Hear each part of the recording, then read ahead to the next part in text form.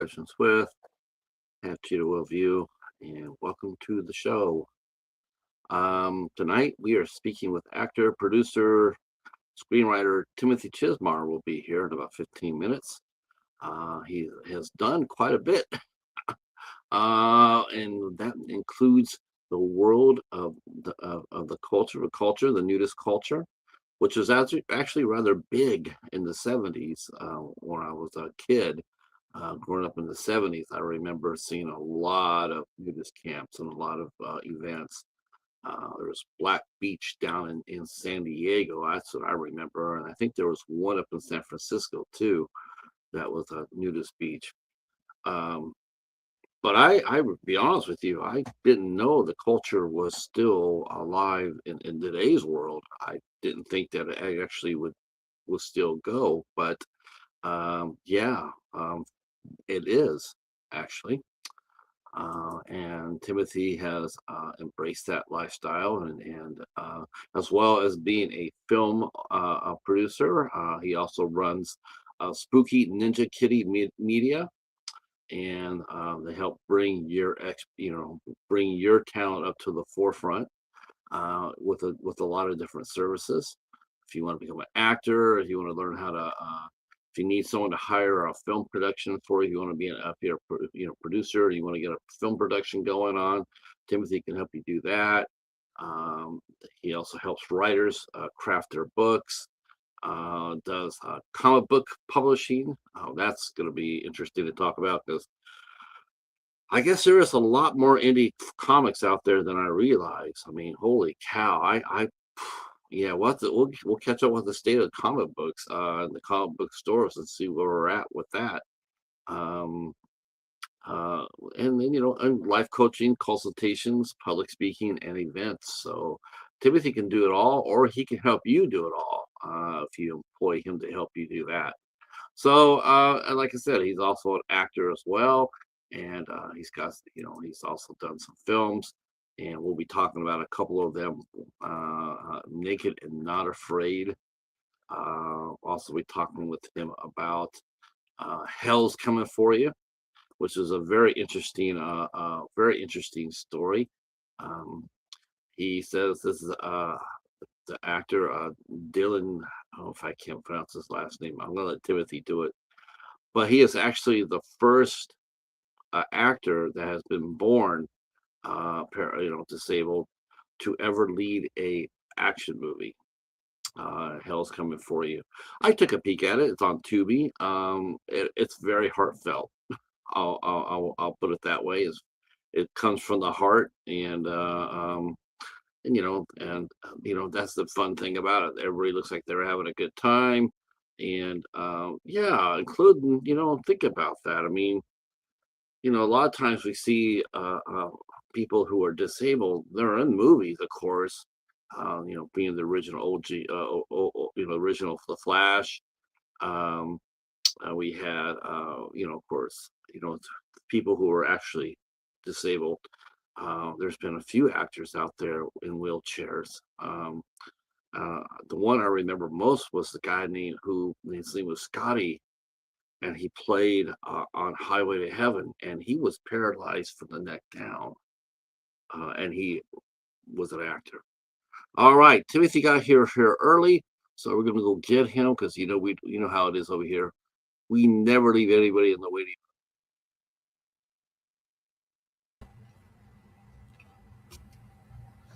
Greetings. Hey, are we live? Yeah, we're live. We're kicking it right here, right now. I never let anybody see it. As soon as they pop up, we go. The way I look at it is, the sooner we start talking, the more fun we'll start having. Uh, All right, great. Now I have to tell you something here. I was debating to tell you this, and if you don't want to discuss it, or if you want to sit there and say off camera or whatever, I got the weirdest thing that ever has happened to me in over 600 episodes of doing this show. I mean, it's one of those things where it's like, what the hell? It's either that or someone is just a massive troll, which is really what I'm thinking it is. Man, I'm not even sure how to even come up. You know what? I'm gonna wait for after camera. because you're gonna trip out on it. It's I was sitting there going like, well, ain't that something? But it's either you're the troll or or what. But anybody with the name of Ninja Kitty in their production company has to be aces in our book. We are all about that. Are you a cat dad, Patrick? I am a cat dad. If you look right on above there, you'll see the cheetah. He'll be looking over us. He's not doing too good right now. So, which is why if I seem a little distracted, a little off, because I'm worried about him. He's not doing too good. So, trying to get him in to be seen. I have, but my vet that I took him to see, you know how you take your cat in there and if it's a little bit feisty, you have to sedate them a little bit more. They gave me gabapentin to calm him down, but he wasn't having none of it. So, but I'm concerned. So I said to the doctor, I said, well, I think it's come to the point where, because there's a risk, giving him a little bit more sedation. I said, well, it's going to come to the point now where we're going to have to gamble on this because he's losing his weight. And so I'm saying, so I told her, I'm ready to go. I'm ready to sign off on that. So if you want to go ahead and, and then she comes back with this. She comes back, she says, I don't do that procedure anymore. I used to do that, but I don't do that anymore. And the other two doctors that I practice with, they're busy for the next week doing surgeries. So Wow. You can see my dilemma. Couldn't you? It's basically like a doctor. Course, it's yeah. like a doctor. Spooky Ninja Kitty, Yeah. the name of my publishing house and production company, is named on my cat. Oh, okay. So it was named on my cat, cat who just passed away about 2 years ago. But we had a good 10-year run. Yeah, I'd like to have a little bit more with Paladin. We've had a 13-year run, and I'd like to have a little bit more. But I'm just tripping out because it's like if you went to a doctor and let's say you had a cut in your hand and your other doctor comes over and says, yeah, I'm afraid of blood. It's just like, well, how are you going to treat me if you're afraid to do the procedure? So I'm totally confused by that, but we're making through. So let's get into this. You have a wide variety of everything about you. I still take it that you are still still a nudist. You're known as a nude comedian. I was going to ask you, how did that work out? How did you get into the how did you get into the nudist culture in the first place? And then how did you become the nudist comedian? Because you played regular venues. Sure, yeah. The joke of it is I'm such a nudist, I was even born naked. But I feel like it's our natural base level. And as soon as I heard about it as an option for a lifestyle, a way to be, I immediately felt it was natural and normal. And I never had any sort of kink or perversion or turn on about it. For me, it's always been that should be our basic state. What is the big issue? Everybody else, gets to be able to champion for their rights for this and that. I genuinely don't believe that it should be illegal to be how you were born. Anyway, when I grew up in Pennsylvania, when I was in college, I was an art student, and we would have nude art models. And that's when I first saw the interaction in the social atmosphere where somebody is nude and other people are clothed, and the dynamic that, it doesn't have to be creepy or weird, or it can actually be highbrow and intelligent and freeing and accepting and all these things. So I attended a resort. I started getting into photography and art. And when I moved to California and sold a screenplay, one of the first things I did was look for nudist beaches, clubs, resorts. I got myself into the culture, and I've done nude stand-up comedy shows, nude movies. I've been naked in game shows and in television, and I've edited the magazines and written books. And anyway, it's definitely a component of who I am. And we have a movie that I don't know if you watched it, Naked as Created about Pastor Jim Moore? I saw the clips of that. Okay. I watched Hell's Coming for You today. Oh, good, good. Yeah. Uh, Yeah. yeah. So I've always been attracted to underrepresented groups. So, for example, with Hell's Coming for You, that was the first time that you see a actual disabled person playing a disabled action star. And he approached us with the idea: why can't I be an action star? Yes, I'm disabled, No, no. but Yeah. movies aren't real anyway. Guess what? Batman isn't real either. So we might as well throw something that can be encouraging and motivating to an underrepresented group. I was gonna say, you know what? There's actually been quite a few actors that are disabled that have actually starred on film and TV. There's no more stigma to it, and a lot of directors and producers will look for. There's no more fake. There's no more Raymond Burr as Ironside anymore. Now it's like if it's a part for a disabled person, whether it be blind or in a chair or any other, it's them. They get to have first opportunity, as it should be. Yeah, it's interesting. I'm glad you brought that up because that's an example of a paradigm shift for me. When I first heard there was a movie years ago that the gentleman from Breaking Bad, Robert, what's the actor's name? The lead from Breaking Bad, Robert Oh, Cranston, right? Cranston. Yeah, no, Richard. God, the guy who I played think on. it's Robert Cranston. Yeah, let's see, Breaking Bad lead Bryan actor. Cranston, maybe Bryan Cranston. Anyway, Cranston, he was up for a part. Yes, he was up for the part of a disabled person who was in a mobility scooter who could only use his head to get around, that sort of thing, and he was up to play the lead, and he was playing the lead in a movie where a man could only move his head, and there was this uproar from the disabled community. And at the time, I was on the other side, and I was thinking, they're actors. You're allowed to act. Yeah, he doesn't have to be disabled to play a disabled person. It's called acting. And then I heard from the disabled side. I listened to their arguments, and their arguments were, sure, this able-bodied man can pretend to be disabled, but there is no part that'll come up where a disabled actor can play able-bodied. That's the difference. The difference is you finally have this great role in this movie, and actual disabled people are not considered because an able-bodied person wants to pretend they're disabled. That changed the whole thing for me. That's where I got it. Yeah, I know which movie you're talking about. That's the one he did with Kevin Hart. Yeah, you're absolutely right. Yeah, it's I remember when they were going to take they were going to make the Snow White and the Seven Dwarfs, and I remember how Peter Dinklage got up there, and he was sitting there going like, "Let's not bring in any little people because it's just a stereotype." Right. And so and he was in Tiptoes, which is the worst little person movie ever. Tiptoes.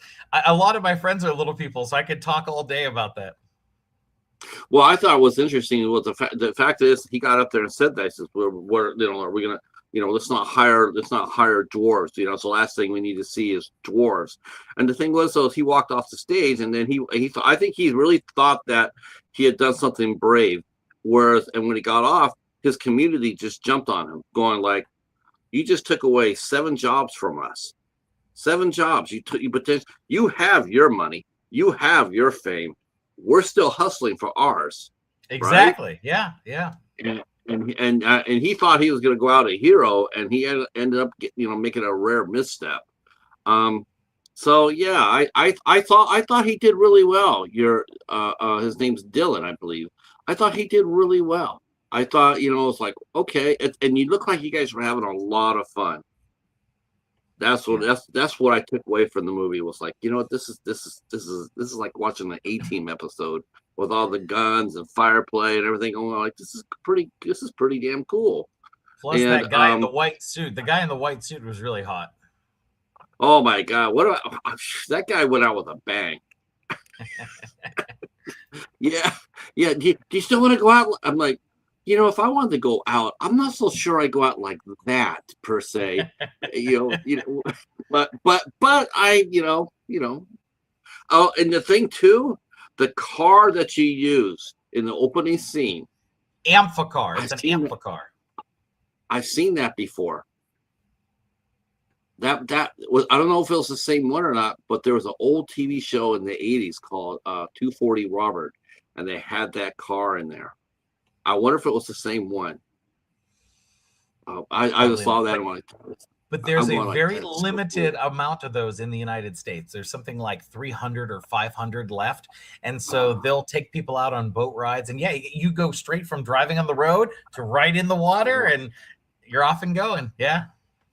yeah, that thing's crazy. Now, how did you find that? How did you find that? I mean, because you filmed the movie. You filmed the movie in Los Angeles, right? So No, I no, guess that would be. no, You didn't no. film it there. We, Where no, did you film? we filmed it in Las Vegas. So you would have to hunt for that. Did the owner of that car was he from Vegas or was he from California? Yes, in true indie film spirit, we reverse engineer the script. So it's the opposite of what you're thinking. It's not like we write the script and then we try to find the pieces. When we're writing the script, we say, what do we have access to? And a producer on the project owned that car. So we wrote it in because we had Wow, access to it. nice, nice. Uh, so you got it to You started at Pennsylvania. You got to California.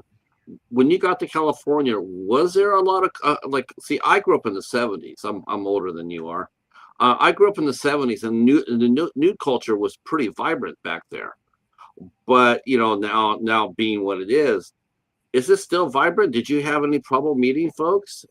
I only know two new beaches in California. I know there's one in San Francisco, and then I know there's Black Beach in San Diego, and that's all I know. And that might be outdated information. But was there a culture out there for you to discover? Yes. And I've watched it get smaller and dry up, which is a bummer. Yeah. There's a lot of us trying to do outreach, trying to do events, trying to bring in the youth and the future because folks are dying and also the youth, the young culture don't want labels. So it's a very interesting conversation where you talk to somebody about naturism. They're more likely to go to a world naked bike ride or a naked marathon or hike to a naked hot springs than they are to go to a campground for the weekend. And if you ask I'm paraphrasing and speaking in broad culture, but in general, if you ask somebody who's in their late 20s, early 30s, if they're a nudist, they will say, "Oh, I love hiking with my friends to a naked hot springs, or I love being involved in a naked volleyball tournament or going to a naked music concert, but no, I'm not a nudist." Because they don't want the label. People don't want labels nowadays. So it's not so much like people are standing up saying, "Yeah, I'm a nudist, ask me questions." And I think that's part of what's hurt us is that the label of nudist, a lot of people, if I can compare it to the rights of gay, lesbian, trans, like those folks have stepped out and said, "Yeah, I'm gay. What about it? Let's have that conversation." Nudists, for the most part, stay in the closet. They're quiet. They're worried about their job, their family, their neighbors, and they don't necessarily want you to know they're a nudist because you may put all that now you're a pervert or you're a weirdo or you're all these extra things that you're not. You're just in support of body freedom and being the way we were born and etc. But there's a negative stigma that if more people would step up and take on the questions and talk about it, and so that's what I try to do through a lot of my art. I'm in post-production on a monster movie now called Naked Alien Massacre. There's a documentary attached to it. We did the Pastor film, which just got accepted to Canopy and Fossum. It's on Amazon. It's the Blu-ray has been number 4 in spirituality movies like all over the world. So it's been blowing up. Our distributor's real excited about it. And we won an award from Film Threat last year. But it's little Yeah. steps at a time, trying to change the culture and have that conversation. Yeah, because a lot of people just don't remember this. They've aged out of the '70s. For the most part. I mean, or if they were once, I think the biggest stigma, if you really want to be honest about it, is I think the biggest reason why they're scared. I think they're scared because basically you have to make 1,000% sure ain't no kids around. every time and let's face it, online predators have probably been your biggest roadblock as far as reestablishing, naturism. It's probably the biggest. It's the biggest. It's the biggest. The barrier, because it's just people just see they would see it, and they immediately, because over here, Europe is a different story. Europe is still very friendly to it, is it not? I mean, Sure, yeah. they still walk around. Yeah, France and Spain and Germany and lots of parts of the world, it's very accepted. You see entire families from kids to grandparents going yeah, to the beach, etc. And they don't put this extra weird layer to it.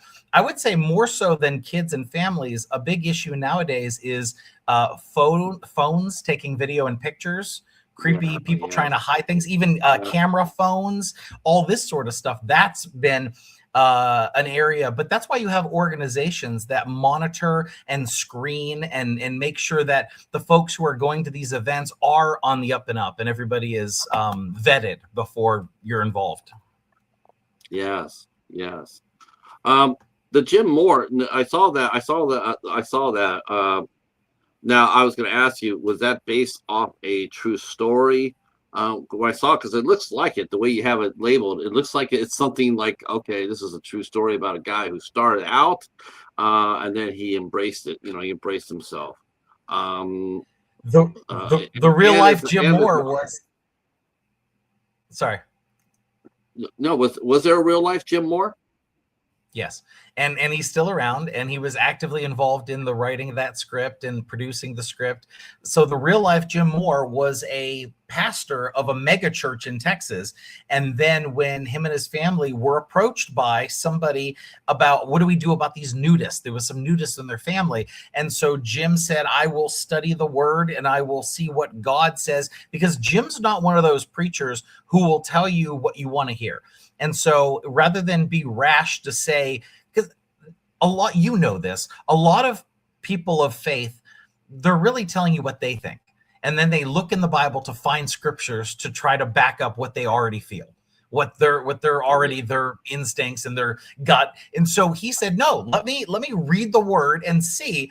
And after studying the Bible and going into detail, he found all these examples where it's not just that nudity was tolerated, it was encouraged. There are entire preachers, etc., in the Bible who preached naked, who were instructed to preach naked for years. Baptisms back in the day were done naked, etc., etc., etc. It's all in there, but people choose not to look at it and to ignore it. And when him and his family started going to nude resorts, nude events, it came out, somebody who didn't like him tried to use it to undercut him in the church. And he ended up losing his position, losing friends. He contemplated suicide. It was really a big issue in his life. And nowadays he runs a nudist ministry where they do naked weddings and naked baptisms and naked buyouts of resorts where they have like revivals and preaching. And it's this whole nudist Christian culture that one of the reasons I was attracted to do a movie about it is when you think of nudists, the general person on the street would think ultra liberal, ultra hippie. And this is conservative Christian nudists. Who is that for? That is truly art for art's sake, which is what I'm attracted to. I love making art for who's that demographic? Because let me ask you, Christians may not want to see full frontal nudity. People who want to see full naked bodies don't want to hear about Jesus necessarily. So it's truly its own thing that you're not going to find anywhere else. And I love that. I love that sort of thing. Yeah, I mean, he must have. If he had a mega church, he must have felt like he was coming out of a deep fog when he got out of there. What's your opinion about because you do have a faith-based background, so I'll ask you some questions. So what is your opinion about mega churches? What was his reaction and feeling about it after he became what his church pretty much had already been condemning? Now he found himself on the other side.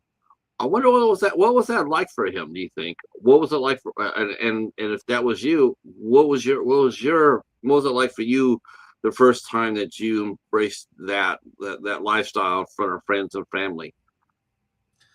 Well, I know it was devastating for him. Like I mentioned, he's been open about contemplating suicide, and that's a part of the movie. The movie is a dramatic reenactment of elements of that. We had to add storytelling and a little bit of polish, combine characters so we didn't get sued, etc. But the beats are the same. It's everything he had to go through.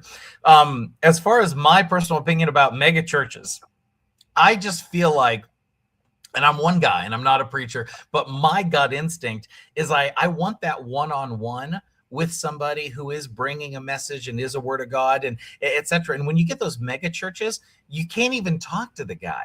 I'm here in Las No. Vegas, and there's a chain of churches here that if I go to it, it's like I'm going to visit Bruce Springsteen or something. Like it's a big giant lights and music and all this, and the guy's up there like a Joel Osteen, kind of like sunshine pusher of sugar and smiles, and they drop like 3 scriptures, and it's really him giving you a motivational feel good, and you never know how much they're getting paid. When I belonged to a small Baptist church in Pennsylvania, we as the congregation knew who was getting paid and what they were getting paid, because we're all contributing money to the church. So wouldn't it be nice to know where your money's going? But when you're in a mega church, all they do is talk about the things the church provides, but they don't talk about what they make. So they'll say something like, last year we used $2 million to feed the homeless. Isn't that great? Well, that would be great, but we don't know if the church made 100 million last year. Then it may not be so great. Why don't we allocate more money? How much is going to the preacher and his team? And, they'll say stupid things like, we're going to bring the word of God to Mexico. We're going to raise all this money to go on a big trip down there, because they don't know about Jesus in Mexico. It becomes like McDonald's, where it's like they need their brand of Jesus. This is great, because let's just face it. I mean, I've had this discussion a couple of times before, not too many, but man, people who think America is a Christian country just crack me up. It's just like, Jesus Christ. I mean, you can always tell when they talk like that. You can always tell one thing when they say God, God's in our country. The first thing that tells me more than anything else, that these people have never cracked a Bible in their whole entire life. Because if you ever did, never read the Bible and applied it to what, the teachings of Jesus to you, whew, you might be Jim Moore. You might be actually coming out, and it's a shame that he got driven to that point. But thank God that he didn't follow through on that. Things I could are understand. things are better now. Yeah, I was just going to say.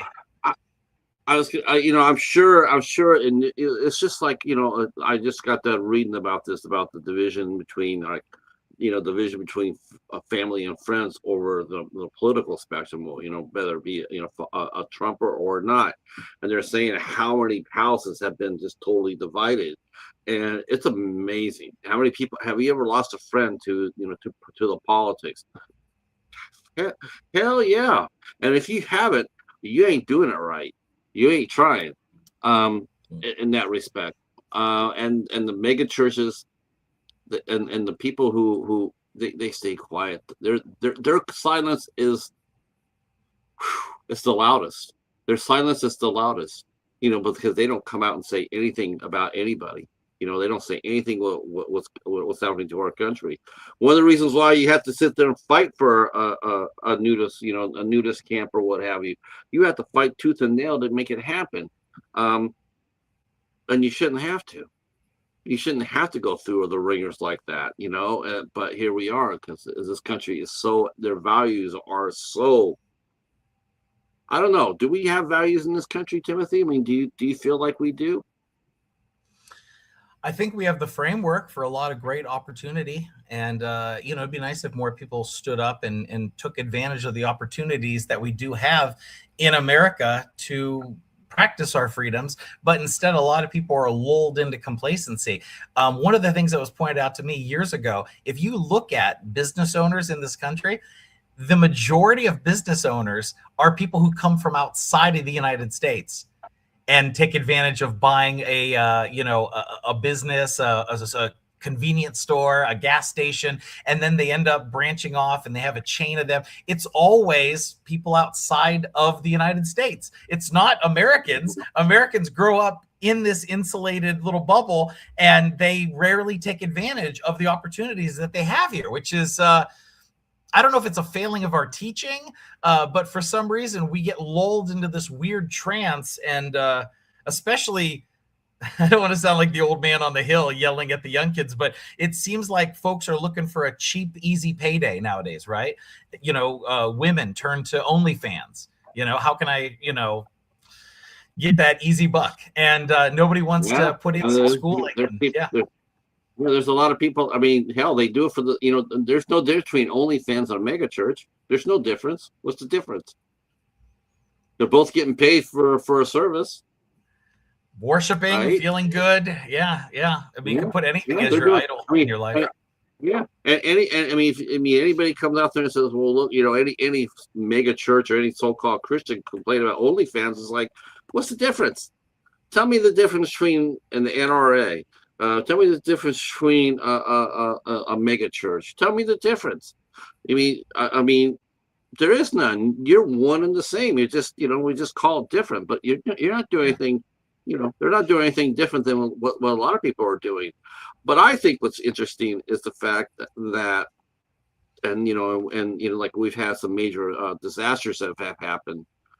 And I think this is really a telling, and we've been seeing the flash flooding in New Jersey and Pennsylvania, New York, the fires in Los Angeles, Paradise, California burned.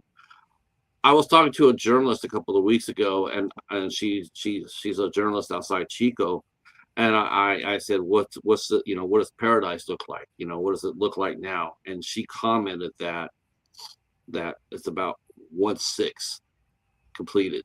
And the fire happened in 2018. You know what it tells me? It tells me this. It tells me that there's nobody there that knows how to swing a damn hammer anymore. For sure. Reconstruction. Yeah. Yeah, the actual trades. You remember trade schools? Somebody who can come and fix your toilet. That's where the money is nowadays. But everybody wants to be online and do SEO and websites and all this. I want to do a podcast, and the real money is in HVAC and plumbing, and because not enough people are doing those basic skills nowadays. What about you? You also did You're also a stand-up comedian. Let's see. Oh, and Comic Con. You went to San Diego Comic Con. Not just wish to. I'm on panels. I'm an expert.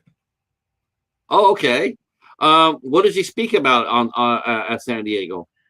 I've been going for about 15 years, and I'm often an expert when it comes to the nerd culture. I don't know if you know much about the nerd stuff, but there's these divisions of I'm a horror nerd, I'm a publishing book and comic book nerd, and I'm a pro wrestling nerd. So I'm typically on panels about PR and news outlets and publishing and writing and adapting novels into screenplays, the comic book industry, et cetera, et cetera. And then there's certain characters that I'm an expert on. But it's funny because when somebody hears Comic-Con, they have their own favorite things. So they may ask me, oh, you're the Comic-Con guy, so let's talk about video games. I don't know anything about video games. So there's these divisions where you're an expert, but not on everything. What's it like being on a panel? I mean, what panels do you sit on? Do you sit on movie panels, or do you have anything specific that you sit on? Yeah, that's what I just said. I was telling you, like, for example, getting press releases in PR. So I'm on panels about that. I'm on panels about women on the dark side, so women who write horror.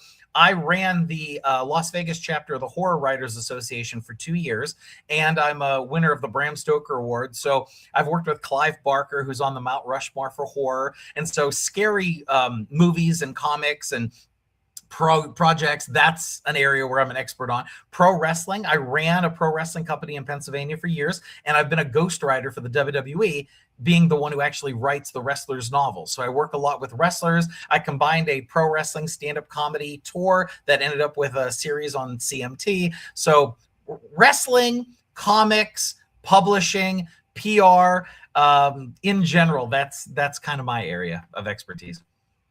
Do you think as a society we give too much importance to pop culture? I think it's the lens that we look back on. When somebody asks you about the 60s, people think about the music, they think about the movies, they think about the iconic photography. I think it ends up being embedded in the scrapbook of our lives. When we're living it, it may not seem that important, and then later when you look back on it, those are the timestamps that we tend to remember things through. Yeah, I just, like, now these days, like you just yourself mentioned it, how we don't have enough skilled people to do things because they're too busy trying to become the next Timothy Chesmere. They want to be just like you. They want to, right? Timothy I mean, Chizmar. Yeah. I yeah. you know yeah, I mean, I Oh, I'm went to sure. school. I'm sure there's people out there that look at you on the panels and stuff like that and say, if they come talk to you, that means you've made an impression upon them. If they come up there and say, "Hi, I have questions," you made an impression. I'll tell you, the trickiest thing in my industry is that it's not all the highs. It's not all red carpets and award ceremonies. You No. also eat what you kill. So there is a lull between projects. And I often tell people this, that the good side of what I do, I don't have a boss. I work for myself. I do what I want. I can sleep until noon. I can stay out till 5. But the problem is I don't have consistent work. And it's great that at 45, I've been able to live the lifestyle that I have, but it was not easy. And there were a lot of struggling years to get to where I am now. So when people come into it and they say, I want to make movies, I want to publish books, I want to do comics, I want to be just like you, I say, okay, can you sell? Can you close a deal? Can you see it all the way through? There are way more unfinished movies than they are distributed films that you can watch. If you go to Hollywood right now, there's 9 billion guys telling you about their $1 million idea. And they'll lie to your face saying they have 500,000 and they just need another 1.5 million. And they say, based on the Oh my success of my movie, we'll make your movie. And all this BS, fake smiles, and I can't stand it. I don't like it. And I've been on board God. of directors for film commissions where they literally would get together people, actors, and they would do short films and never release them. The whole point of being a filmmaker is you have to see it go somewhere. If I say I'm a filmmaker and you say, great, where can I see your movie? And I say, oh, well, I've got this. I give you a bunch of smoke and BS. I'm not a Yep. filmmaker. I'm a fraud. I may be Not even yet. lying to myself. So that's the biggest thing is I try to tell people, if you're going to commit to it, you have to see it all the way through. You have to think this through. And who are you selling it to? Who is the market? Who's going to buy it? How is it? You have to think all the way through to the very end. The pastor film, a nudist Christian film. You think that was easy to sell? I had to take it to the American film market, have tons of meetings, discuss deliverables and expectations and upfront money. And I went through probably 100 no's to get to the big yes that we got. And not Yeah. everybody has that kind of armor where they can put themselves out there and say, I'll walk through 50 no's to get to a yes. What was it like to sell the movie? What did you have to do in order to get it distributed? I mean, Fossum is great. Amazon's great. I know it's on Tubi. It's gonna be on Tubi. The Jim Moore. Well, I know you already been on Tubi with Heaven's, Hell Sent You. So you have a good working relationship with them. Was it really hard to sell because of the subject matter? Yeah, yes, absolutely. Yeah. Because within the distribution world, physical media is a boutique market. So there's not a lot of people buying Blu-rays and DVDs. There is a collector's market who want to have that because it's physical media that they can own forever. Even if they take your movie off streaming or they edit it for something that offends somebody that didn't offend them when it came out, there is a market who want to have the original, the way it was done, with audio commentaries and extra features and all this kind of stuff. Great. But it's not as big as it was in the 90s. We don't have video stores. So it's streaming. And on streaming, there is TVOD, SVOD, and AVOD, which is video on demand. And there's transactional, which means you pay to watch the movie. There's subscription, which means you pay for the subscription, and then everything is free because you've paid for the subscription. And then there's advertising, video on demand. AVOD is the biggest paying platform for filmmakers, and not all of them, but many of them don't want nudity because they're plugging ads, and they don't want the ad for a Snickers to show up after breasts. So because of that, if you have nudity, it limits some of those AVOD platforms. And a distributor may tell you ahead of time, we will not take anything with nudity. So I have many distributors that I work with, and some of them that don't want nudity, I can't even have the conversation with them. So now I have to find somebody who's willing to take nudity, but isn't in the market of selling sexualized nudity, but is open to. So you can see where it limits and it gets smaller and smaller. It's the same bullshit as it's always been, right? Same bullshit. It's like, the famous quote by Marilyn Chambers, only in America could you, if you have someone stab you in the chest, that's rated R. But if you show the same guy kissing my breast, it's rated X. Man, that's yeah. I mean, because I look at Tubi, and there's tons of movies out there that are full of sexploitation. I mean, there's sexploitation I mean, I didn't think it was nearly as bad as it was, but I know there's a lot of movies out there and so-called filmmakers, and I do mean so-called, that aren't filmmakers, but they're exploiters, and they'll grab some actresses who are trying to break out, and they'll have them go out nude and be nude for the whole movie. But it's a horror movie. There's no romance in it. It's just run around naked, and then at the end they get killed. Right. But there's no romance. There's no nothing there. Yeah. That's why I'm subverting. That's why I'm subverting expectations with Naked Alien Massacre, because we want people to go into it thinking it's going to be a sleazy naked horror movie, and it actually has heart and layers and makes them think. So we're really excited about that one. Our good friend Hobbs Horror has walked in. Says, hello, folks. It says, hi, Tim. He goes, hey, Tim, can you tell me about your work? Well, we're talking about that right now, actually. And Noodles of Nudeland. You mean the models of Nudeland? No, he's referring to a comedy that I did years ago. It was, it's called The Noodles of Noodland, and it's a indie comedy that's really wacky and silly, and it takes place at an island where if you don't like wearing clothes, the police in your country will force you to go to Noodland.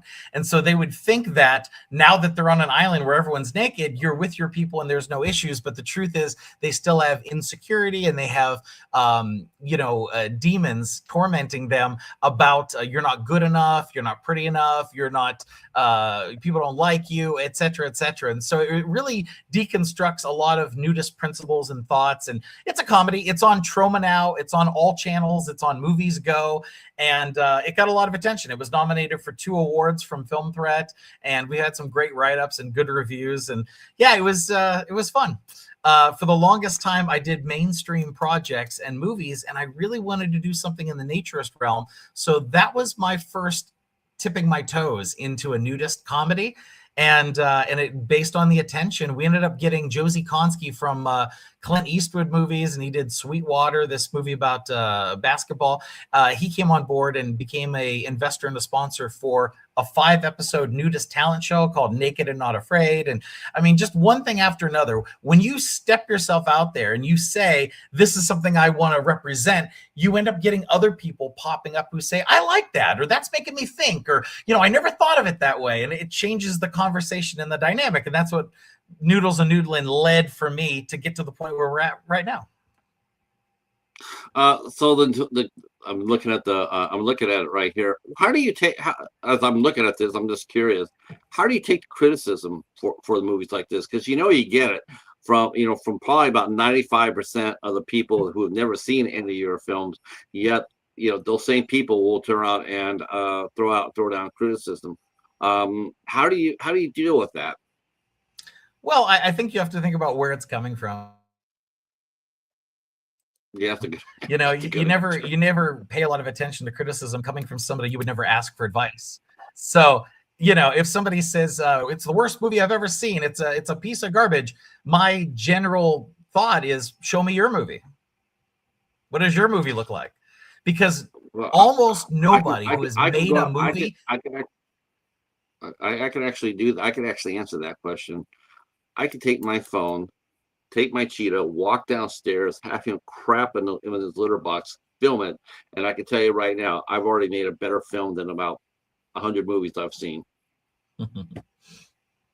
Straight up, I'm not even kidding you. I could do that because there are some movies out there. It's just really, I'm not one of those guys that sit there and I'm not one of those that, oh yeah, but he made a movie, dude. Make it one movie, but you have to improve on your craft. Like if you made a first one, I get that. Make the second one, I get that. But as long as you're improving what you're doing, that's awesome. I'm all about that. But there are a lot of people out there, Timothy, and you know this.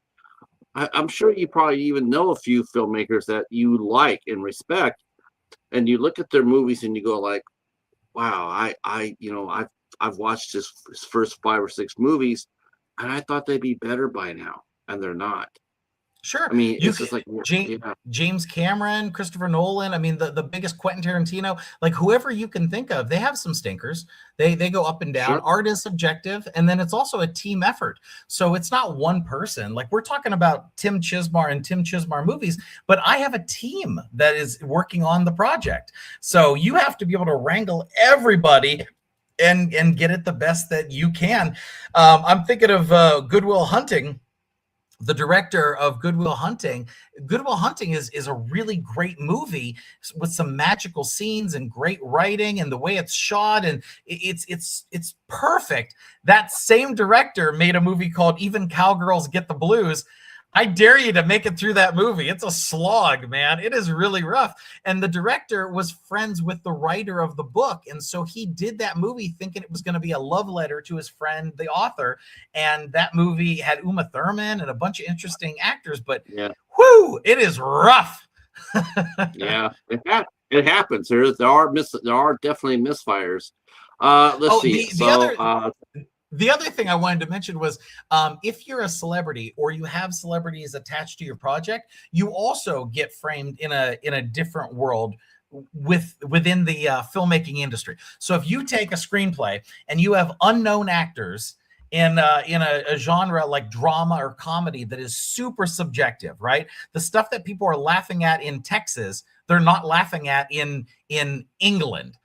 So it's very subjective and you don't have any names in it. People are going to crap on it. Now, if you take that same thing and it's starring Adam Sandler and it's getting released on Netflix, people have a different opinion when they look at it. So all that right, has to come into play right. too.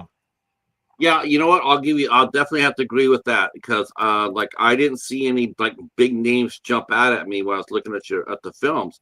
I'm sure their agents or themselves are going like, yeah, I think you're a great guy, Timothy, but seeing me in a nude film like that, I'm not so sure that would go well for my, last thing I need is have TMZ sitting out there watching me do a nude scene in the backyard or something. So I get that, and of course it makes it helps the movie get moved a lot better if you do have a celebrity name attached to it. Though I think Andy Cohen would probably do it though for you. Yeah, I've had conversations with celebrities. Jack Black's parents are nudists, and when I would do my nude stand-up comedy shows, we never took pictures or video in LA, and so I would have celebrities show up. I've ran into celebrities at resorts and events, and we've had Sure. that conversation. We've talked about involvement and what they would do and what they wouldn't do. And one of the things to get around is Alison Brie. Alison Brie is a nudist. She's an overt nudist, and she did a movie called Someone I Used to Know, where she's naked in it, and she loves streaking and all this and that. So there's a few actors who will step in front of it, but they're very careful because they have a team around them: publicist, manager, agents. They're an entity, so you have to have conversations I don't want to have, like how many seconds will my nipple be on screen. And I don't want to have those conversations when it comes to naturism. I want to be like, you're either with me or you don't get it. So Yeah, it's a tremendous trust.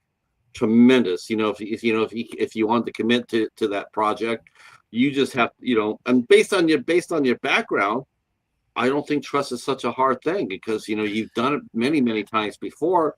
on all different levels. I would trust you. I mean, it's like, hey, you want to do a new shot? All right.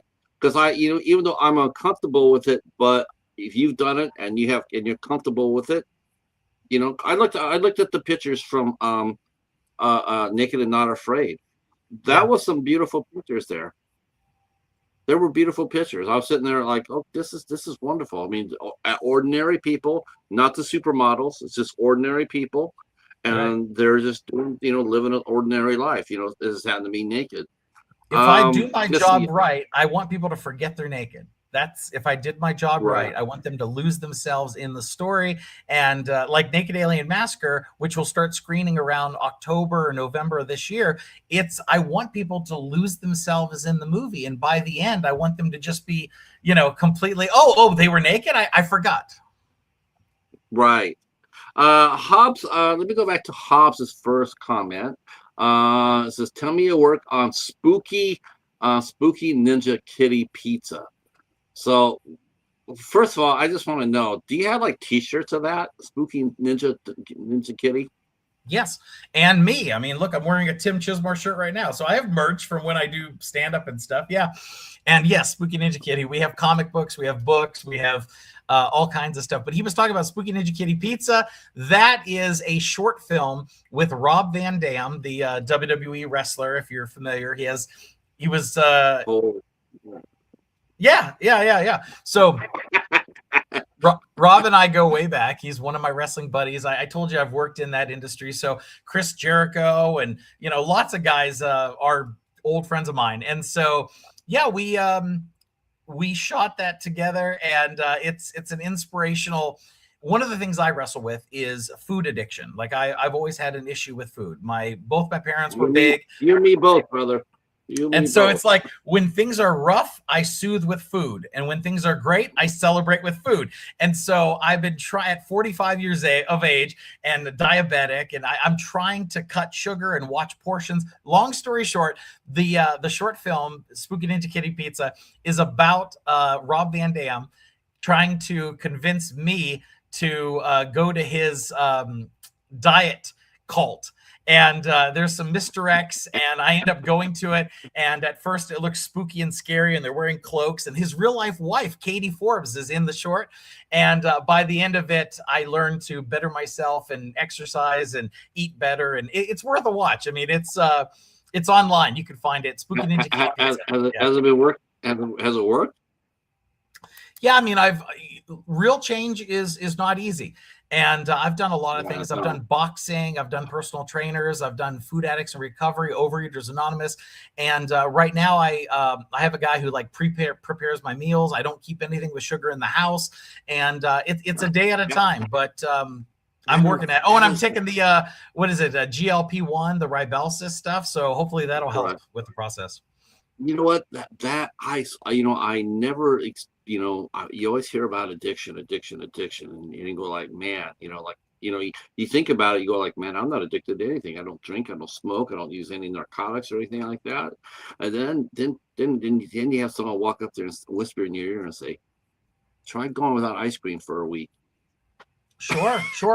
Or porn. I mean, a big issue for a lot of men is pornography.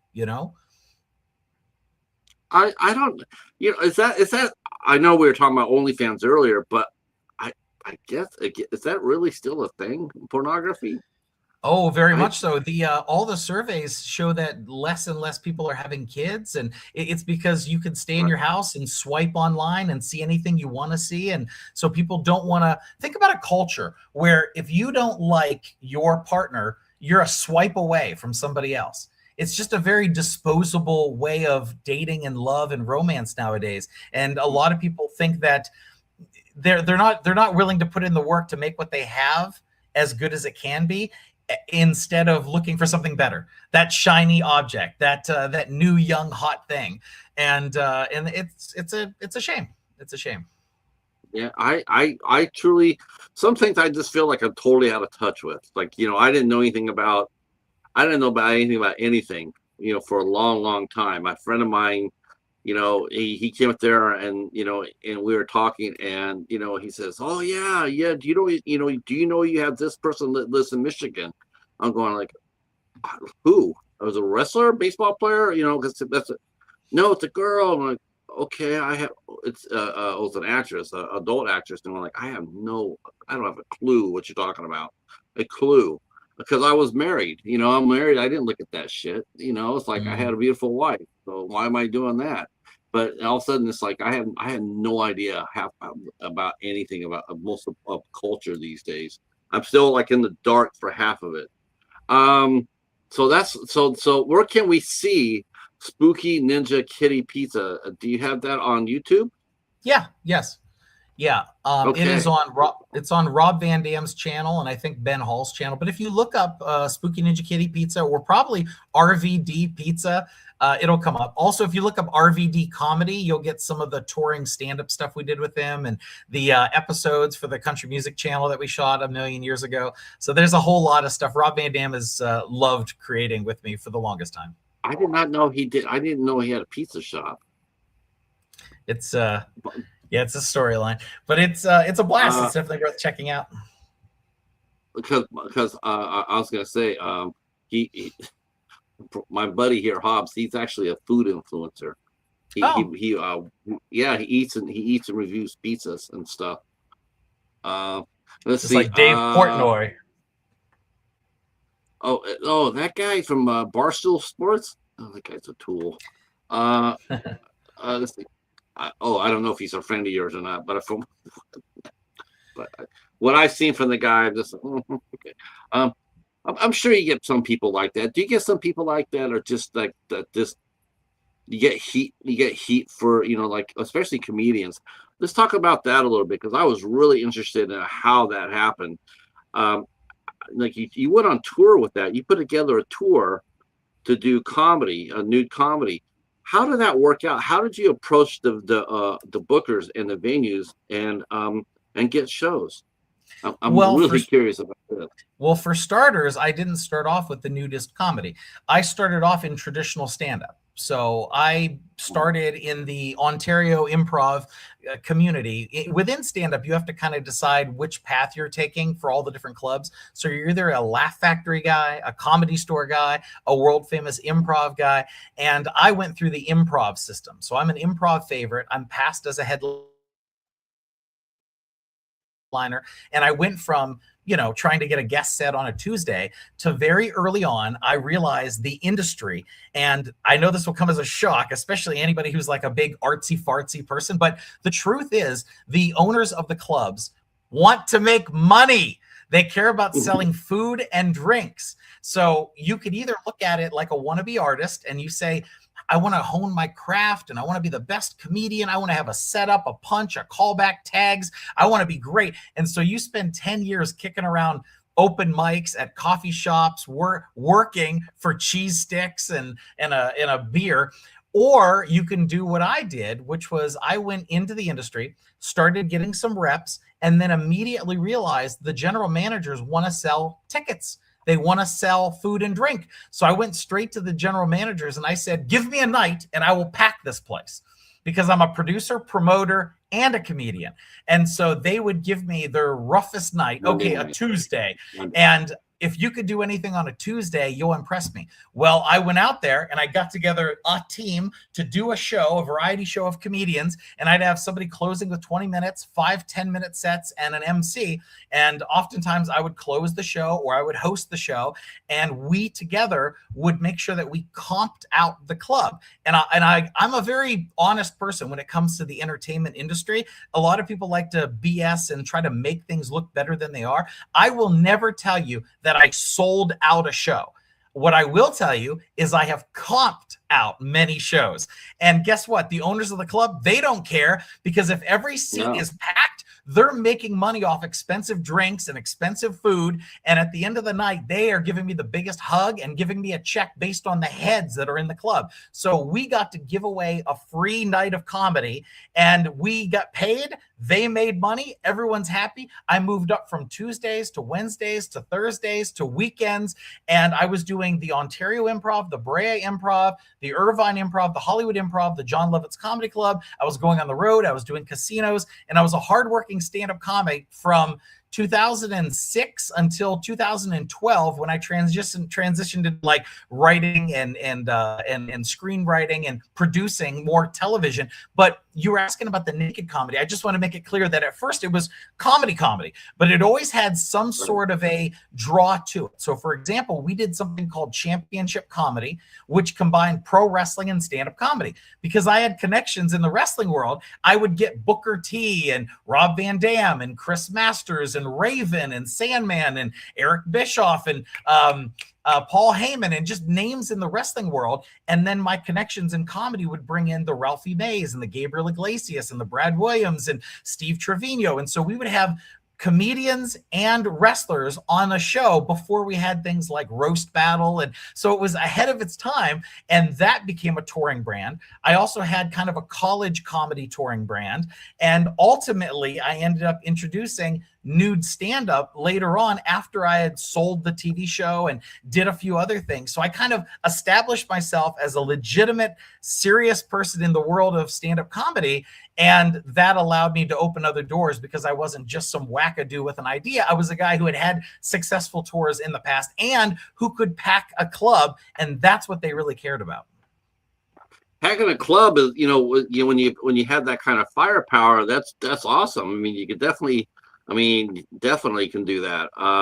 But I'm just thinking about when you came back and reinvented yourself and did the nude comedy. To me, that's just like, because you have nowhere to hide. You're gonna deliver there. And what kind of reaction did you get the first time that you did that? Did you talk to the promoters and saying, "Hey, I got an idea"? And what kind of reaction did you get? Well, I was the promoter, so I didn't work for somebody else. When I did the nude stand-up comedy shows, there was a few at clubs, but for the most part, I was four-walling theaters. So I would rent the theater, and then it was my show.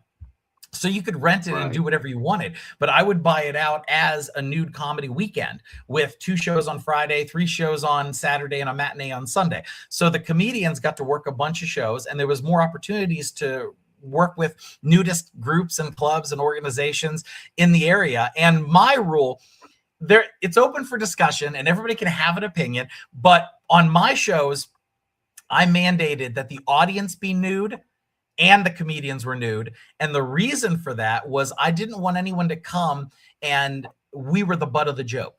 I didn't want them to come and we were like making fun of the naked people. I wanted, if you were going to come to my show, you were one of us. So it became a YOLO experience, something you wouldn't get anywhere else, kind of like the Rocky Horror Picture Show. If you came, there was no pictures, no video. We made sure that you put everything you have in a bag at the front when you came in. I also didn't want to deal with we had alcohol, and so I made sure everybody was over 18, and then they had a band if they were over 21. And because we had some people would call the cops on us, and the police would show up, and we would meet them at the front, and I'd be wearing a robe, feeling like Hugh Hefner, and I'm like, yeah, I'm having a naked party. What of it? And I'd be like, everyone here is an adult, and they know what they're doing, and cops, come on in and look around if you want. What rule are we breaking? And so I hit that right on the head, but there was no pictures, no video. So it was like, if you showed up, it was a moment in time. It was maybe it's the only naked event you would ever go to. And we would have reviewers from all sorts of Vice magazine and places like that who would come and do this write-up on the event, because there was a woman who had acne scars on her back and she was worried about how people would react to her. She showed up, nobody cared. Everyone was naked and smiling and happy and having a good time. And she wrote a glowing review about our show and about body positivity and all this stuff. I had a little person friend who was used to being stared at wearing clothes because she's little and she had a little walker. And I brought her to a show and she did a write-up about how she was looking for the pervert and realized halfway through that she was the pervert because she was the one staring at men's penises and stuff. And it was a really fun article about how sometimes we project that on other people. So it's always been a great experience. Our society. We mentioned earlier about how people look at it. The reason why, like you mentioned before about how the culture dried up is because how our society actually looks at it now. And the reason only cops would be there was they probably didn't let you sell alcohol, when you already do full nudity in California, you can't sell alcohol. That one I remember. Here's 10 years here's here's how above. we get around it. It's suggested Uh, donation. So we would have the alcohol is that set up, and it was by donation. okay? Because I still remember that from the club days in California. 10 years of that, and I still remember that you could do topless with alcohol, but you couldn't do full nudity with it. Well, I could never understand that well, it's myself, very interesting where the rules apply and where they don't. Like there's something called Skank isn't Fest, it? which is a real big comedy festival for. I mean, all the biggest comedians you can name go participate in it, and they do something called the Naked Roast, where they have two people come out on stage and there's a panel of judges who are naked, and the people get naked and they make fun of each other on stage. They go back and forth. I've participated in it here in Las Vegas, and people are drunk as hell because it's a private, crazy, drunken event, and they're all hooting and hollering and going crazy. And Ron White was there, Roseanne Barr was there. I mean, there's Ari Shafir, all these really big names, Mark Norman in the comedy industry, and they get the biggest crack out of it. What's your personal opinion about roasts?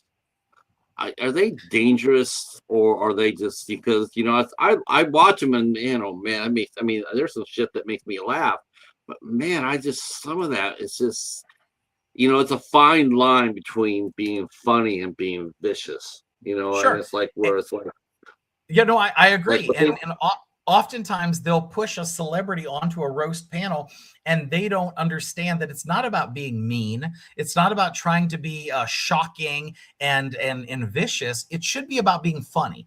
You wanna make fun of things, but in a teasing sort of way. So I agree. There is lines, and you don't want to be vulgar just for the sake of vulgar. You want to have a point in it. You want to have humor, and the shock value should come back to a laugh. It should be funny. And I've participated and seen and even had a roast about me where I was on a panel and everybody was making fun of me all night until the end when I got to get them back. But oh, I want to tell you this. There was a comedy fan who his family was what do you refer to it? What is the term when gallows humor? That's what it is. So yeah. his family liked to laugh at things that were tragic. That's how they got over it. And he was having his leg amputated off. And so he organized a roast for us to make fun of him losing his leg. And so we all showed up, and it was a bunch of well-to-do family members in a big fancy place in the Hollywood Hills. And we were all there to make fun of this man who was getting his leg cut off the next week. So I've seen some pretty wild things. Yeah, those some of those roasts are.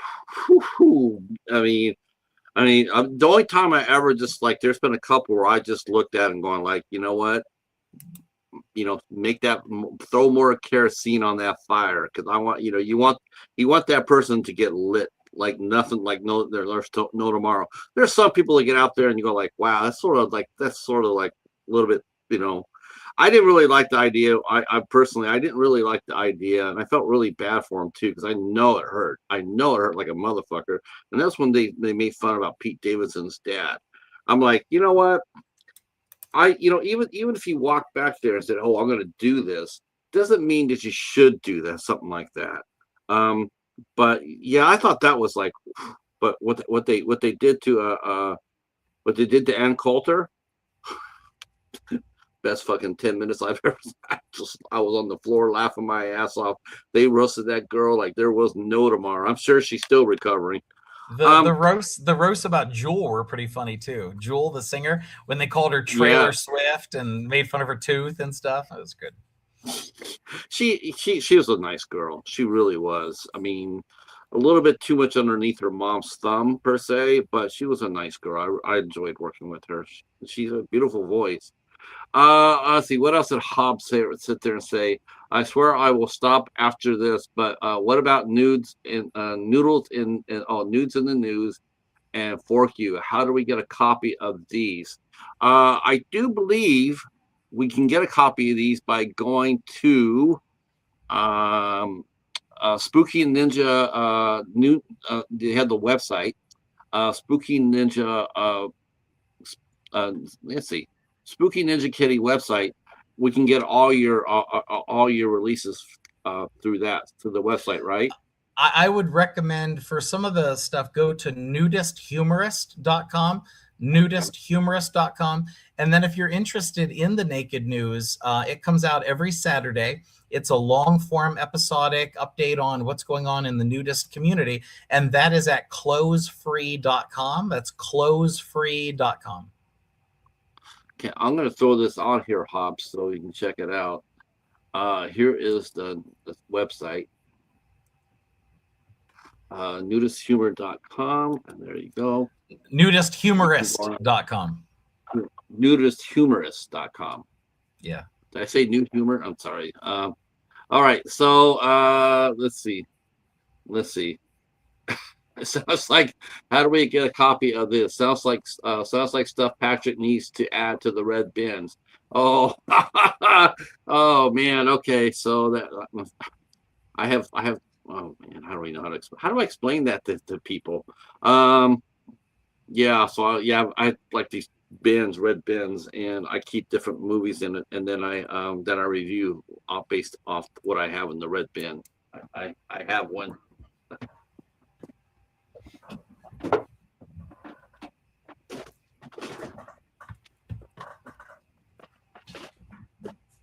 This is what he's talking about right here.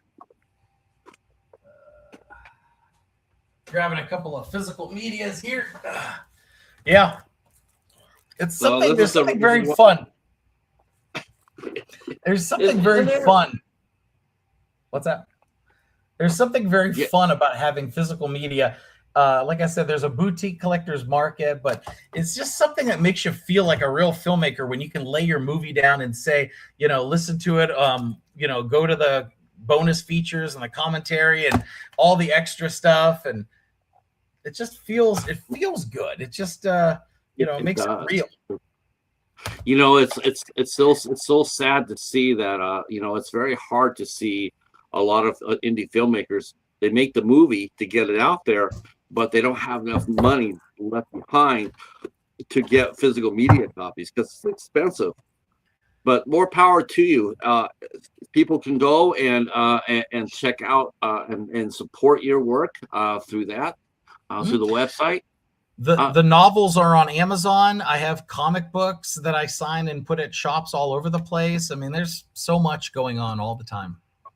Yeah, let's talk about this because this is something I noticed that you did too, and I definitely want to talk about this because not only are you a performer, with the various tours and you've done the comedy and you've done the films, but you also have made yourself available to teach people, to show people. They have an idea, they don't know how to get out, or they want to produce a movie, but maybe they don't quite know what the steps are. You can provide that support on various genres, and I noticed that I'm put some of the ones that you talk about. Film productions, you show how movies can be made. Creating compelling movies that captivate audience worldwide. If someone came to you and said, "Hey, Timothy, I want to make a movie. I want to be a part of this. How do I get started?" And they can get with you, and you can share your experience with them. I think that is I think when experienced directors, experienced producers can do that, can reach out and help somebody else out like that. I think it's a great service. Book writing, you're an author. How many books have you published so far? It's hard to say because I also ghostwrite for other people. So it may not have my name on it, but I got paid to write it for somebody else. And then there's other, there's short story collections, there's adaptations into screenplays. So I don't know, if I had to guess off the top of my head, I'd say like 20 novels since 2005. But it's great. I've coached and worked with Western writers, biographies, political thrillers, horror, short story collections. I'm probably the only guy you'll interview on here who's been in Chicken Soup for the Soul and Fangoria magazine. I love those books, that Chicken Soup for the Soul. And then they just imploded. You also do comic publishing, so let's talk about that for a little bit because I really was curious about that. Because unlike just like movies, like when it used to be, it used to be San Diego Comic Con, and that was when you used to go down there and used to be hunting comics. That was the big thing. Most of these conventions now, they all start as comic book conventions more than meet celebrities or movies or trailers or what have you. And a lot I mean, the stars used to be the independent comics. Not so much anymore, is it? No, they use, especially for the brand. If you're talking about San Diego Comic Con and their sister convention WonderCon in Anaheim, it's been co-opted by a lot of pop culture references, so television shows and movies and celebrities and that sort of stuff. The Hall H, the Marvel announcements, all that kind of stuff. Yeah, there's artist alley, there's comic book areas, but for the real heart of indie comics, like you were talking about, it's really the smaller conventions now. So most cities will have, like I live in Las Vegas, Nevada, and we have probably 4 different smaller Comic Cons here in Las Vegas. Amazing Con, Level Up Expo, etc. But they'll focus on like pro wrestling and video games, or there's all these subcultures within the nerd community. But it's the smaller conventions that you really find more of that independent comic feel. On the high end, it's been co-opted as a pop culture event to sell the latest Darth Vader movie. Yeah, I felt sorry for that because one of the cool things I used to when I first started going to Motor City Comic Con here in Detroit. I mean, well, the first time me and my buddy Farm we went, it was great because you could walk in there and you could see the comic book creators. They were the stars. The first couple of years that we went, they were the stars.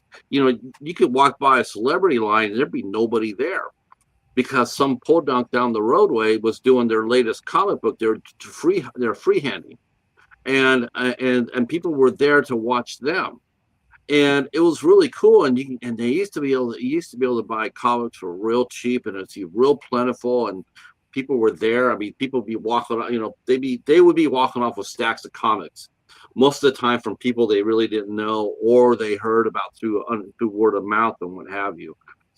Um, I guess my question, and you probably would know the answer to this, is are we still seeing vibrant comic book artists? Is that still a relevant genre today, or has it been just super open? Has it been just buried by pop culture?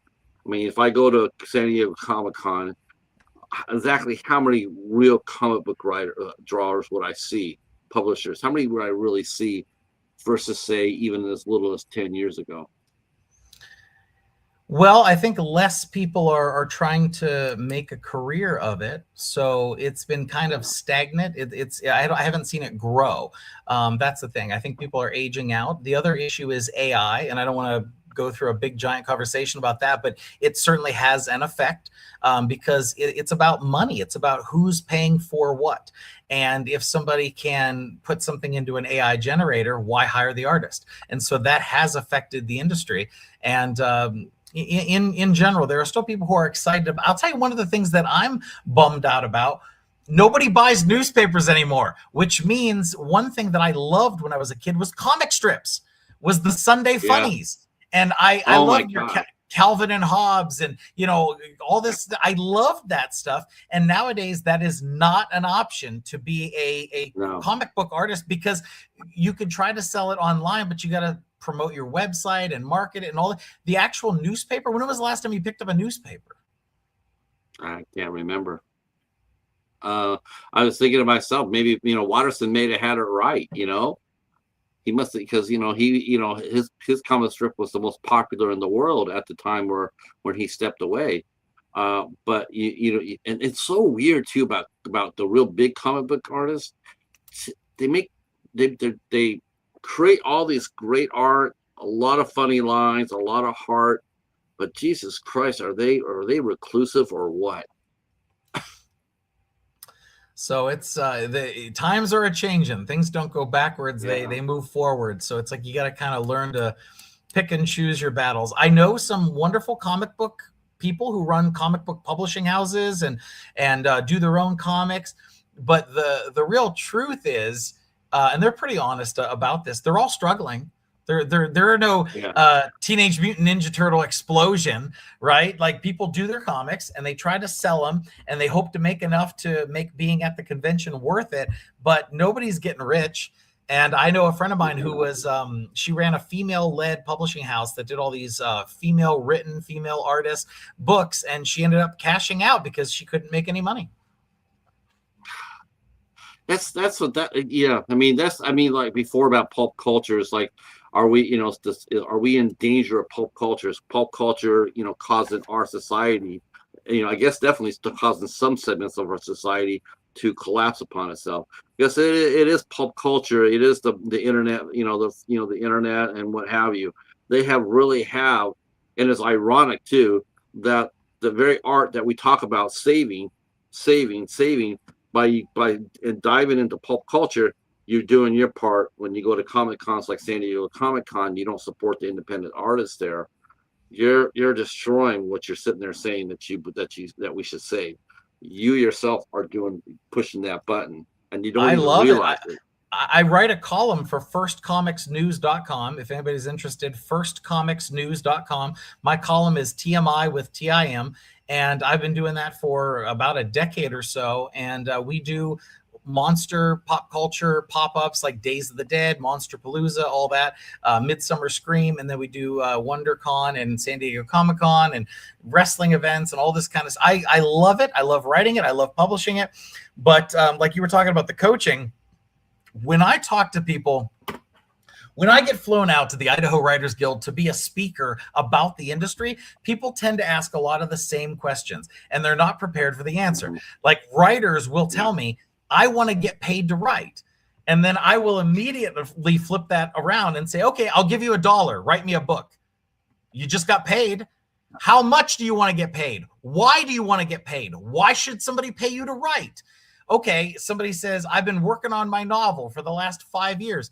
That's not, come on. Don't talk to me about writer's block. I will rant and rave. I do not believe in writer's block, because if you are truly a writer, it's a job. Do teachers get teacher's block? Does a plumber get plumbing block? You're a writer. Sit your ass in the chair and write. Give me the words. Give me the word count. That's the other thing. If somebody says they want to be a professional writer and I ask them, how is their book coming along? And they say, oh, I'm about 100 pages in. Nothing will piss me off more. That is not writer speak. How many words? What is the word count? We get paid based on the word for an article, the word for a novel. You should come in about 70,000 words and then work with an editor to cut it down to 55,000. Now you have a novel. Now it's eligible for awards and writers clubs and etc. Anything under that, it's a novella, etc. It pisses me off when people say they want to work in an industry and then they don't do the basic homework to know the terminology and how we get paid. So you want to get paid? Great. Okay, somebody will hit me up for press about their movie, their item, their idea for First Comics News. And then I'll say, okay, send me an EPK. And if they ask me, what is an EPK? You're dead to me. I will not talk to you. You are not a professional. You're not in the industry. If you don't know what an electronic press kit is and you're asking me for press, get out of here. Like I don't have any time for that. Yeah, that's what I was going to say. EPK is an electronic press kit. And yes, if you're an artist doing anything, you need to have, oh my gosh.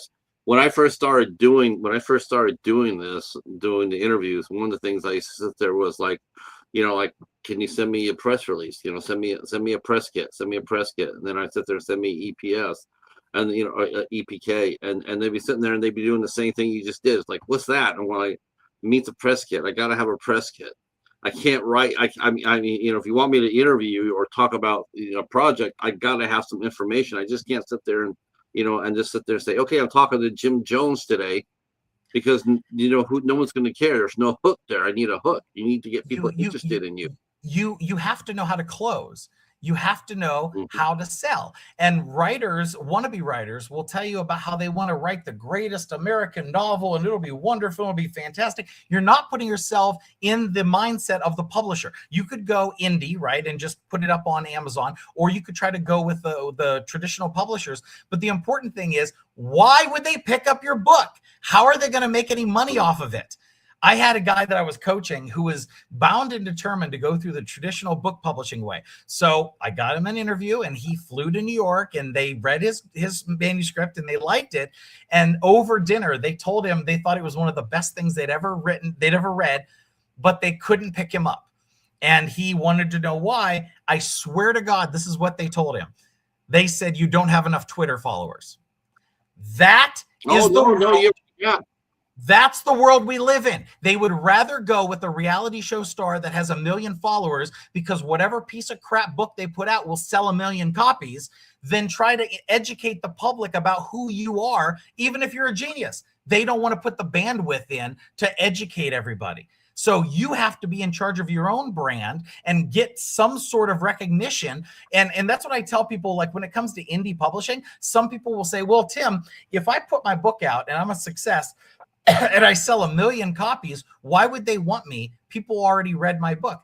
No, they want to pour gasoline on it because you sold 1 million on your own. They want to sell 50 million.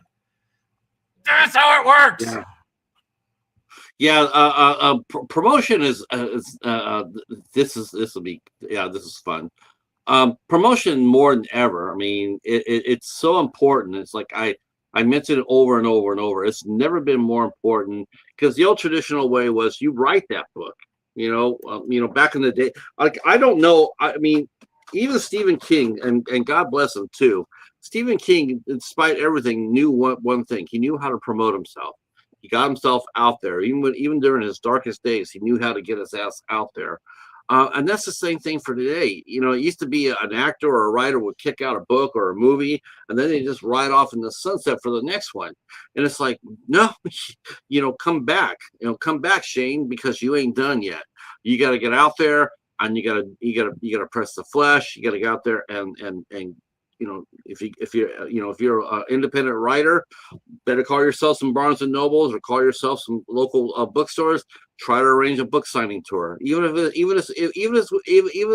with 50 miles of your home base. Call around, try to get that publicity. Try to get someone to write about it.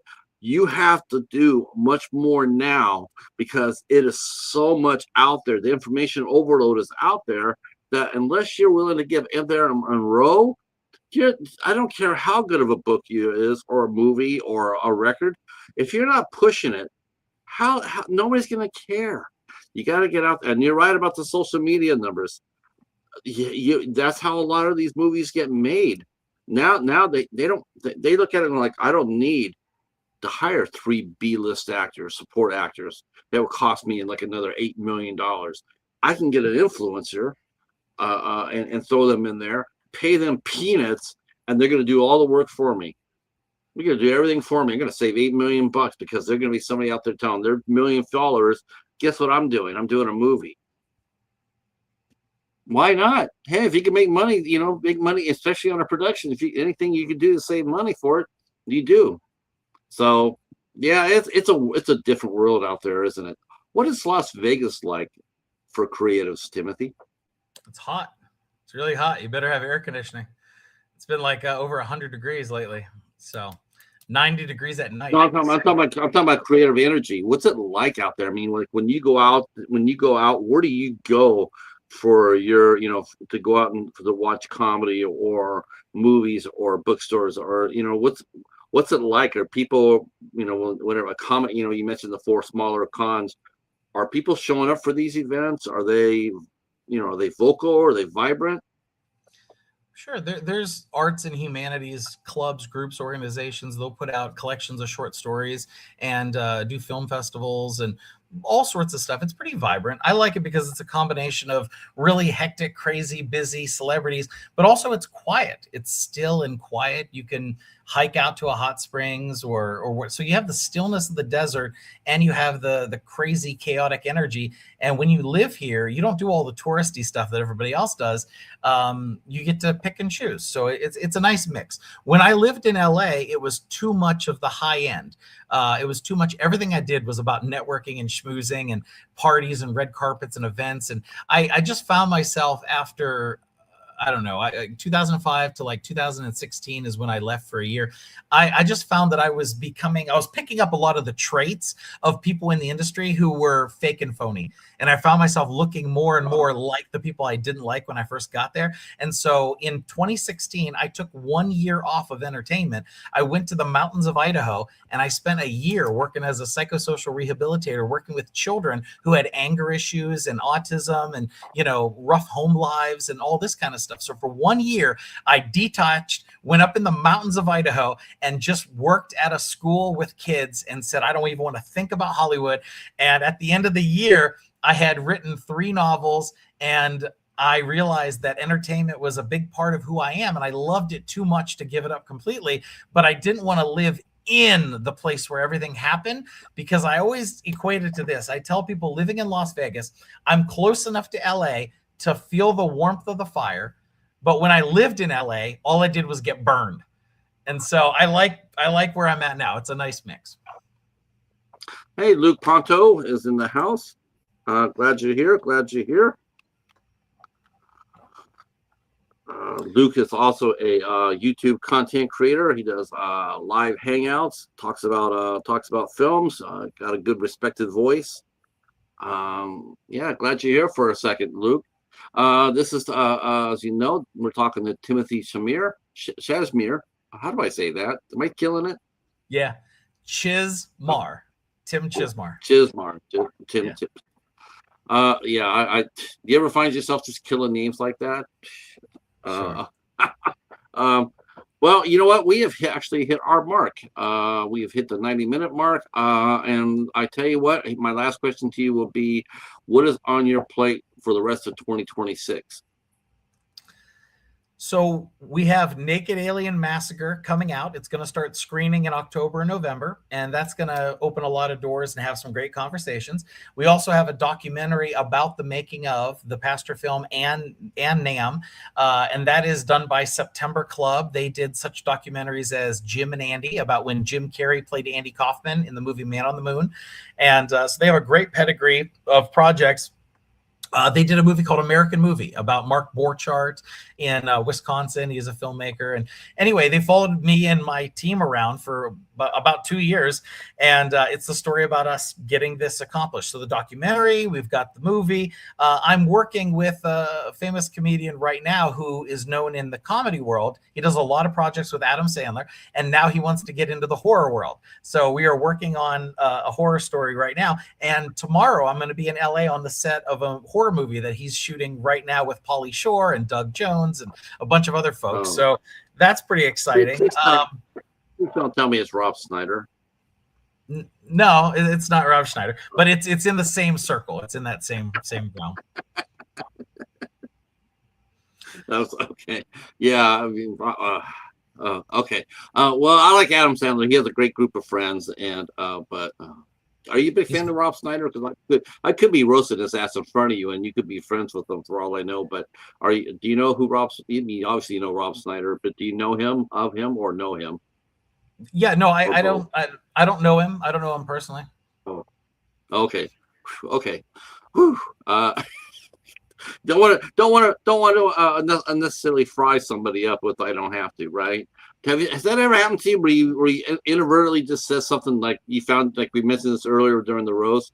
You ever found yourself saying something a little bit out there and you just feel like you want to go back there and chase the words back and bring them back in? You know, people are interesting. That's why there's that saying, he was always nice to me, right? So there are people that other folks will hate, and you're like, well, I always had a good time with so-and-so. And the truth is, if you try to have any sort of success, especially nowadays, people look for reasons to get angry and mad and hate you. So if you have any kind of success, your bubble is going to rub up against somebody else's, and there's jealousy and there's all kinds of BS that happen. The story I told you about me getting into stand-up comedy and leapfrogging to being a producer, promoter, and making real money in the industry, do you think that went over well with the hardcore comedy purists? Of course not. There's a contingent of comedians who said I didn't earn my stripes, that I didn't spend enough time being broke, working for cheese sticks, and the fact that I saw it as a business because it's called show business, and I went straight for how they make money, and that made me valuable. That also pisses off some people, and I had to take my lumps. Some people love me and some people hate me, and I can't change that, you know. No. All right. I want to thank everybody who came out in the chat and hung out. Hobbs. Oh, he says to let you know that he's not a food influencer. He's actually a pizza influencer. I should have made that more clear. Sorry about that. All right, and also him and I are also Rob Van Dam fans. The reason why we know he lives here in Michigan too, Grand Rapids. But yeah, man, what a great guest you turned out to be. This was a lot of fun. I'm glad you hit me up there and said, "Hey, you need to talk." I'm like, "Okay, let's do it." Thank you so much, and I hope that people understand this. This is something that's really cool. It's the fact that, because I don't get this very often, believe it or not, I don't get anybody being assertive enough to come up to me and sit there and say, I want to talk to you. Let's talk. Let's have a good time. Let's have a great night. I don't really get that. I don't really get those kind of, most of the time I'm always chasing the guest, come. And honestly, again, going back to the press, I hope the people who watch this show, I hope they feel your energy and the fact that you're not sitting there letting it come to you. You're getting out there and making it happen. And you've had major success and you're still out there making it happen. You're not just resting on your laurels. And I think it's really important and that people realize and take away from that more than anything else here tonight is the fact that you haven't stopped moving forward. And right. you haven't just stopped. I've been complimented by some friends of mine that are well-known celebrity comedians that they said, I don't sit around waiting for the phone to ring. Like, I'm very proactive about it. And one of the things I want to say as far as writers, if there's anybody considering working in the industry, remember what it says on the top of a successful book. Does it say best written author? No. It says best-selling author. It is about sales. Yeah. It's about marketing and getting it out there. That is what it says. That's the industry. It's show business. And if you feel gross about that, like somehow that hurts you as an artist, then be a broke, struggling artist. But if you want to be successful, you got to change your framework. We have a friend of ours who just published his first book. In fact, I talked to him last night on the show. So I hope he comes back and watches this. I'm going to encourage him to watch this, and encourage him to to make it happen for himself. He's just now starting his press run, and so I think this show here will be a great help to him. Offer some awesome advice. All right, that will be it for tonight. Tomorrow, Saturday, we'll be back here. Saturday, August 1st at 5 p.m. We'll be talking with actress Tatiana Neva. She'll be here, and we'll be talking about her career, including her latest film that she completed with Cynthia Rothrock, Prey of Wrath, and we'll be talking with her at 5 p.m. Pacific time. Have you seen Tatiana Neva? She's drop dead gorgeous. Drop dead gorgeous, and she can kick some ass too. Potential new action star, quite honest. Really, really good, and a very, very talented lady. And then what else we got here? I know you're asking me. Next week we have from Las Vegas. We have Ray the rock psychic. So he's also a musician, and he can also tell your fortune. That's interesting. Can he do it both in one show? We'll be talking to him on the 4th, and then we'll be talking to voice actress Erica Muse, who does some voice work for Crunchyroll, which is the hottest animation company going today. So we'll be talking to her on the 6th. Yep, on the 6th, 8 p.m. here. I have to check I do an old-fashioned calendar. You do too? Yeah, it's right next to me. Yeah. Nice. Too many people pull out the phone and are like, oh, that's not a calendar. This is the calendar. All right. That's it for us. We will see you. We'll see you on Saturday. Stay right where you're at for one quick second. I'm going to sign us out of here. Thanks for support, and we'll see you soon. Peace.